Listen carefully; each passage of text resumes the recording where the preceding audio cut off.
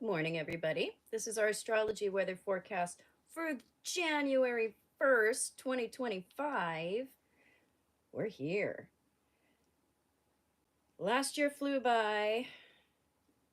This year is going to be a little bit different, but there is still going to be a lot of growth spurts. Last year, if you were really paying attention, if you were really clearing your karma, there was a lot going on in terms of ascending out of old paradigms and old karmic patterns. And we still have that going on this year. There's another wave of individuals that are willing to lighten their burden, willing to lay down their burden, and are not falling into cyclical karmic traps. Today's moon coming into Aquarius, sitting with Pluto opposing Mars. This brings a crescendo, a peak to the lessons that we were learning last year and the lessons that are folding over, because it's a spiral, into this year. So the moon is highlighting power struggles and correct use of power within relationships. Are we entering into relationships, particularly those that are best governed by loving compassion, by insight, perspective? Are we entering into those relationships or engaging in those relationships in a way that's honoring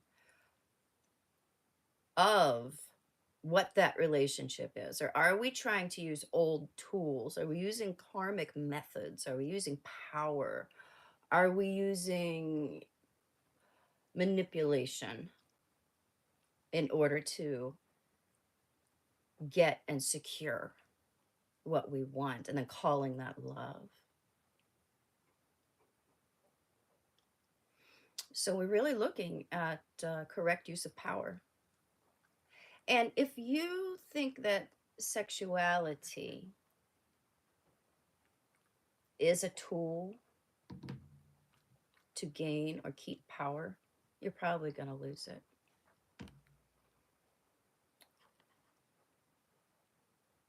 Or that attitude is going to be wholly appreciated and applied in a karmic relationship.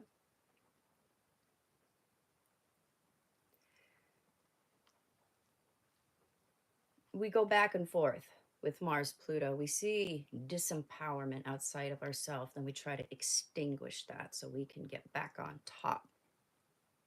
Because that's the goal, is to be on top. It's not to harmonize, it's to win. If your goal is to win instead of cooperate, you're going to lose what is offering you a better, more complete experience, a higher timeline.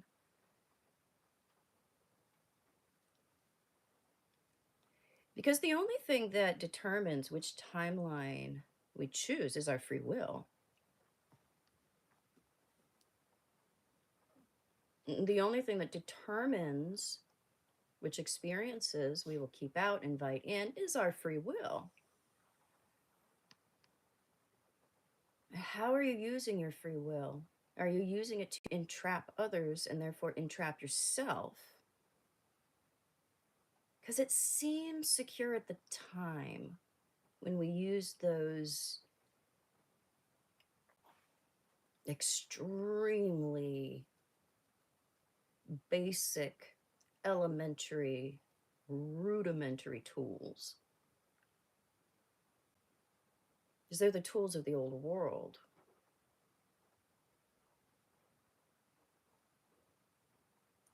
Entering into relationships, partnerships,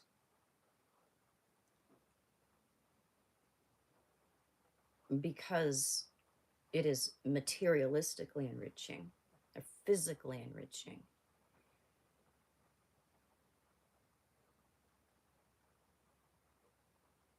But leaving out the spiritual aspect of things.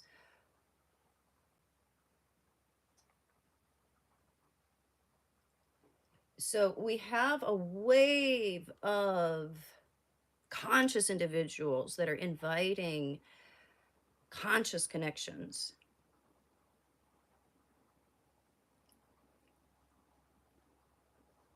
Connections that we are of our own free will on all levels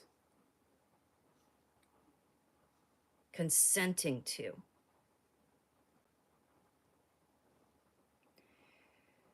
This opposition between Mars and Pluto is bringing up rebellion. How do we rebel against one part of ourself that's drawn to something that may be good for us? It's offering us a handout or a stick that you grab onto, and you climb out of the tar pit or the sand trap. It's quicksand. The more you struggle, when you fall into those comfortable, familiar karmic traps, the more you sink. We have a lifeline that's been extended to us. Look around and see who or what it might be. We've all had a blue fairy that has, in some form, come in for us this year.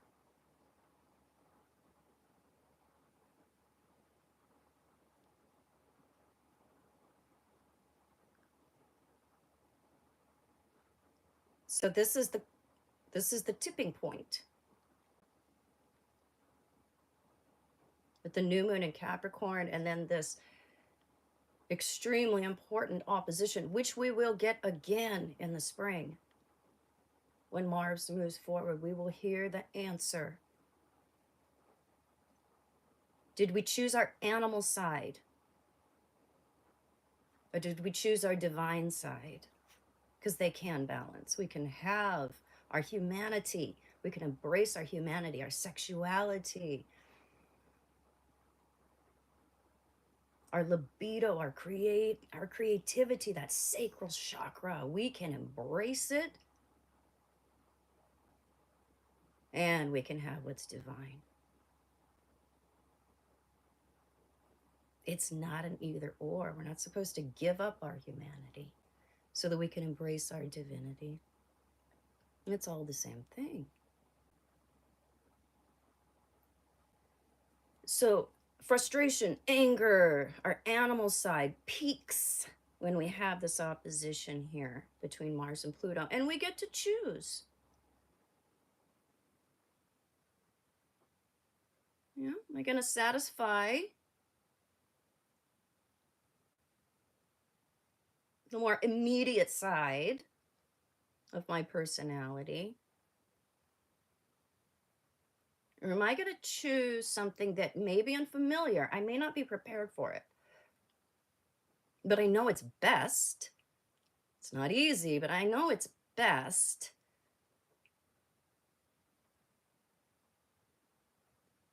So we're learning the difference between divine direction and fear.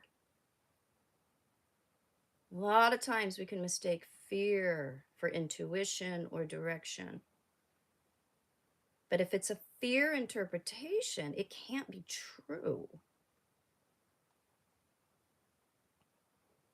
It's only of the ego, it's of suffering. So if we have negative interpretations, we need to ask ourselves, how is it that I am misperceiving? How am I misperceiving this situation? Because the interpretation that brings peace, the interpretation that doesn't come through the lens of ego, trauma, fear, the games of the identity.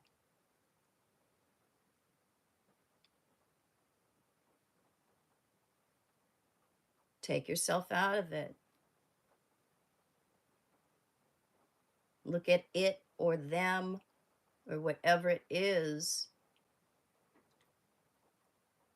through the lens of unconditional love. You'll see what it is. And it's not about you.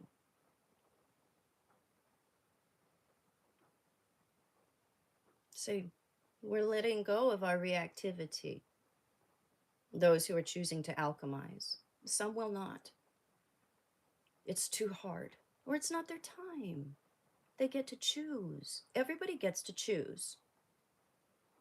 Everyone gets to choose for themselves without any pressure from you, because pressure from you is you demanding something or wanting something from them on some level in your time. Let them be who they are.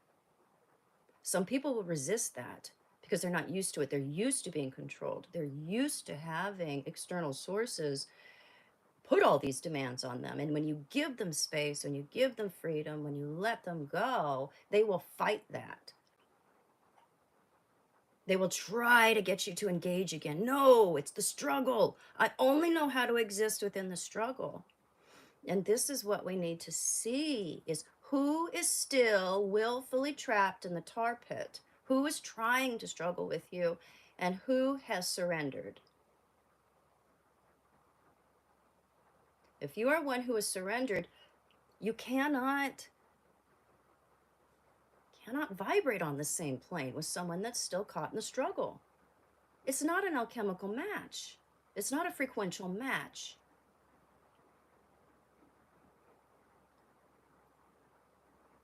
People will struggle until of their own free will, they decide to surrender to what's good for them.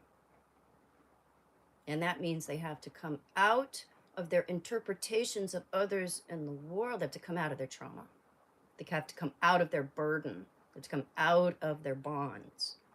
And that's hard to do because those are underlying defining structures of identity.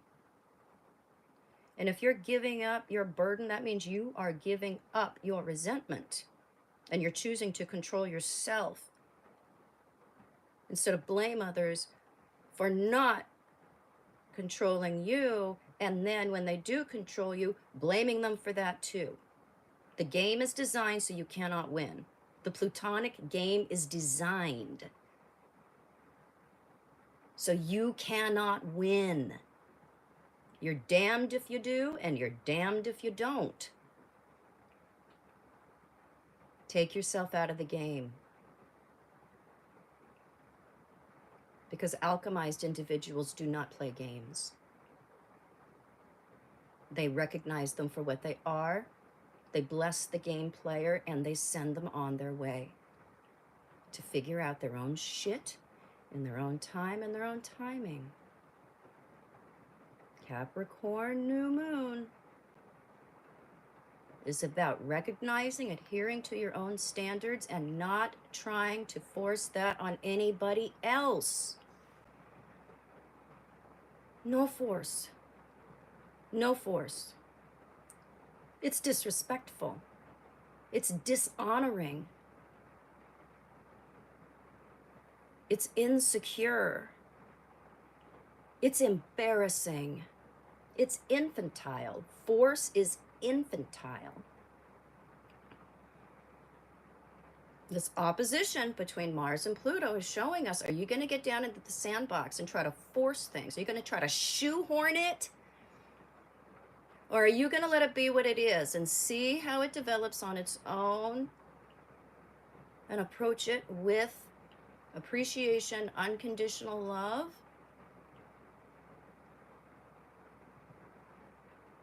Because if you try to force it, it's going to go away. Because it doesn't, things that are on your higher timeline don't respond to that.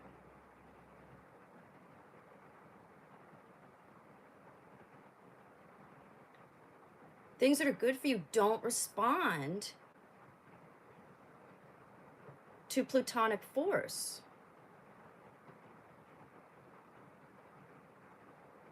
because they're not reactive in that way. They'll just love you anyway. So it could be a very frustrating day because we are trying to move people, situations, conditions in ways that are familiar to us. If we're using caveman tools, we're suited to people, situations, conditions, jobs, opportunities, abundance that is on that caveman level. And that's what we are suited to. That may not be what we want, but that's what we're suited to because we have not updated our tools or our toolbox. So if we want more, we have to prepare ourselves. We have to recognize, okay, I may not be prepared by where I've come from, my parents, the past, all this. And so I better take it upon myself to educate myself, prepare myself, and do the hard work because I'm the one who wants this better thing. See, squares, the Capricorn new moon, that's what leads to oppositions, which is what we're having right now today with this Mars-Pluto opposition. How do you take responsibility for yourself? And then how do you organize your life to get the things that you want instead of trying to bring them down to your level? This is what we recognize. How have I been trying to bring something that's good for me down to my level so that I can control it and I know I've got it? But what you're doing is degrading the thing that you thought was wonderful, and then you'll blame it for coming down to your level. You see, the game is designed so only you win. But ultimately you will lose because that thing that condescended to give you a chance, it's not going to stay down like a pig in shit forever. We get these chances.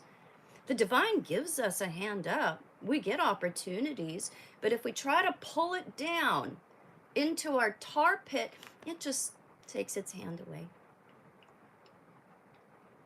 And you're back to struggle on your own. Recognize when a gift is being handed to you. These are the answers to prayer that when they show up, we say, thank you, but no thank you. I guess this is one of those situations where I should be careful what I wish for because I'm not ready for it. And we back away from what's good for us and we go back to what's familiar and we go back to another cycle. And by the way, if you do pick up those cycles again with this Capricorn new moon, if you willfully back away from what you know is good for you and you do what is familiar, it's going to snowball so fast. It's going to be such a deep lesson. You ain't never going to forget it.